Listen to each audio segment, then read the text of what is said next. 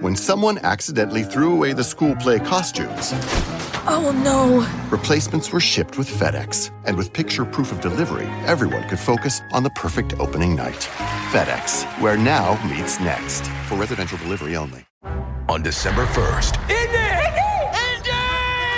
Indiana Jones and the Dial of Destiny arrives on Disney+. Hang on! Experience the movie event the whole family will love. This way! Come on! Entertainment Weekly calls it thrilling. This is it. And a rip-roaring adventure. A few times in my life I've seen things I can't explain. But I've been looking for this all my life. Indiana Jones and the Dial of Destiny. Only on Disney+. This is Optimal Relationships Daily, episode 1978. Self-righteous singles and smug married couples. Why people think their own lifestyle is the best. By Dr. Samantha Joel of Luvze.com. Hello, everybody, and welcome to another installment of ORD, hosted and narrated by me, Greg Audino.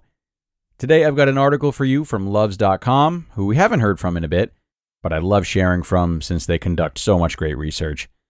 Let's see what one of their main contributors, Dr. Samantha Joel, has to say today as we start optimizing your life. Self-righteous singles and smug married couples. Why people think their own lifestyle is the best. By Dr. Samantha Joel of Luvze.com. The motto, live and let live, sounds great in theory, but many people find it difficult to carry out in practice.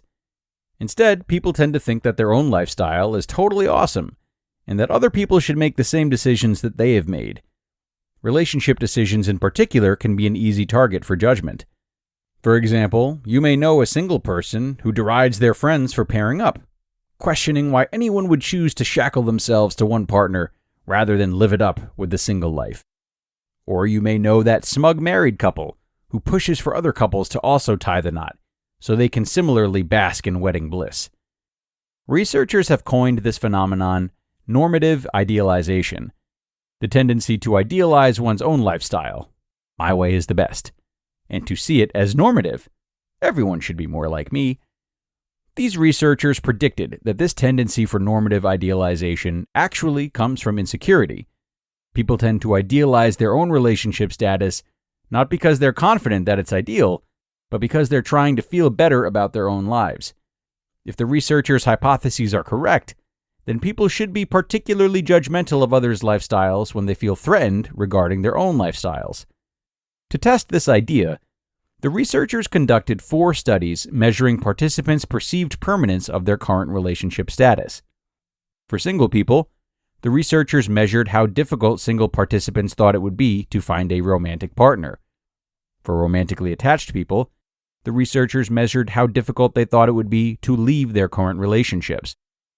The logic here is that the more stuck you feel with your current lifestyle, the more threatened you should feel by the idea of people happily enjoying the opposing lifestyle, i.e. the one that is currently unavailable to you. In other words, if you feel like your current relationship status is your only choice, you are more motivated to believe that those people with the opposing relationship status would actually be happier if they were in your shoes. In the first study, the researchers measured participants' perceived stability of their relationship status, as well as how normative they viewed their relationship status to be. As predicted, when people in romantic relationships felt that it would be difficult for them to end those relationships, they were more likely to endorse relationship normative statements, like, individuals who are in long-term romantic relationships generally have more meaningful, fulfilling lives than those who are not. Similarly, when single people felt it would be difficult for them to enter a romantic relationship, they were more likely to endorse single normative statements, like, although many people feel pressured to find a long-term romantic relationship partner, many people would prefer to be independent. In other words, when people felt their current relationship status was more permanent, they were more judgmental of the opposing relationship status. Although this association is interesting, it doesn't tell us anything about causality. The hypothesis is that the feeling of being permanently stuck with a particular lifestyle leads people to defensively disparage the other lifestyle. However, it's also possible that people who prefer a particular lifestyle are more likely to do things that actually make that lifestyle more permanent. For example, maybe people who really do think relationships are the best are more likely to invest heavily into their relationships, to the point that becoming single again would be difficult. To rule out this alternative hypothesis, the researchers conducted an experiment in which some people were temporarily made to feel that their relationship status was more permanent. This was done by asking people how long they expected to remain in their current relationship status, and manipulating the upper anchor of the question. People who were asked to rate the question on a scale from now to the end of my lifetime subsequently felt that their current relationship status was considerably more permanent than if they rated the question on a scale from now to the end of this year. Next, participants evaluated a hypothetical job candidate who was either single or in a romantic relationship. The researchers found that when people were made to feel like their current lifestyle was permanent, they made more negative evaluations of the job candidate who had the opposite relationship status. In other words, people who felt that they were permanently stuck living the single life were more negative toward romantically attached job candidates, whereas people who felt permanently stuck with their partners were more negative toward a single job candidate. The researchers concluded by commenting that if people like to idealize their own relationship status, and if couplehood is the dominant relationship status, then this may help to explain why our society is so geared towards couples, often at the exclusion of single individuals. In other words, these findings may help to explain the prejudice that exists against single people. These findings are interesting because both singlehood and couplehood have their respective advantages and disadvantages. Single people can live more independently, making decisions for themselves without having to factor in another person's wishes. Couples, on the other hand, are able to share their experiences, their strengths, and their resources. Given this inherent trade-off between independence and interdependence, we might expect people to draw the reasonable conclusion that no way of living is right for everyone. However, as this package of studies rather convincingly shows, we can be quite defensive about our own life choices. A person who has taken a different path in life can threaten our confidence in our own lifestyle, particularly if we feel that our own lifestyle is not easily changed. A good way to combat that sense of threat is to convince ourselves that our way is the only right way. So, the next time you catch yourself looking down on someone else's lifestyle, ask yourself if it's possible that you're actually a little bit envious. You just listened to the post titled, Self-Righteous Singles and Smug Married Couples: Why People Think Their Own Lifestyle is the Best, by Dr. Samantha Joel of Luvze.com. We talk about love and communication here on the show every day, but there's always more to learn. And lately, I'm proud to say that my own knowledge of relationships has reached a new level, thanks to our sponsor, Masterclass. Masterclass is an app and streaming platform that makes a meaningful gift this season, because you can help a loved one learn a new skill from the world's best performers.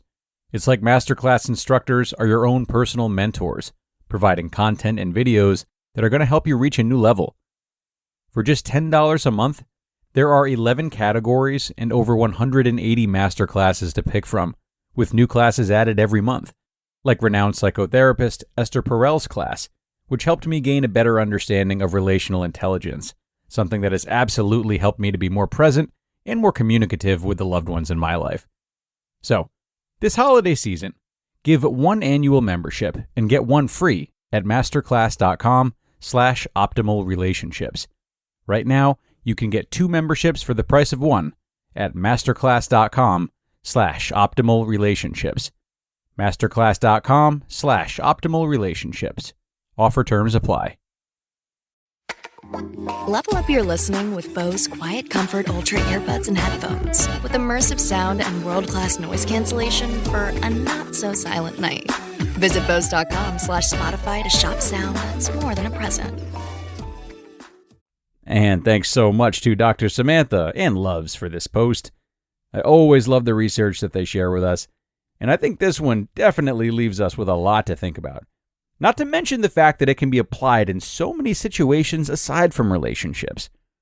You know, typically when we have a lot of friction towards an alternative lifestyle, there is a sense of insecurity there, whether we are uncertain of our choices or feel as though our choices are threatened by those making opposite decisions.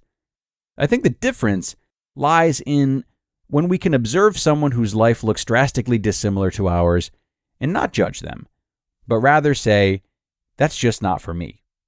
Preferences are inevitable, obviously, but when they are paired with resistance to other preferences, there's more beneath the surface than simply enjoying something for the sake of enjoying it. So keep that in mind, everyone, as you go out there today and observe any frustrations you might have towards those who are living differently. It's time to get going for now, but I hope this post did something for you and that you liked it as much as I did. Take care and be sure to stop in tomorrow for another post. That's where your optimal life awaits.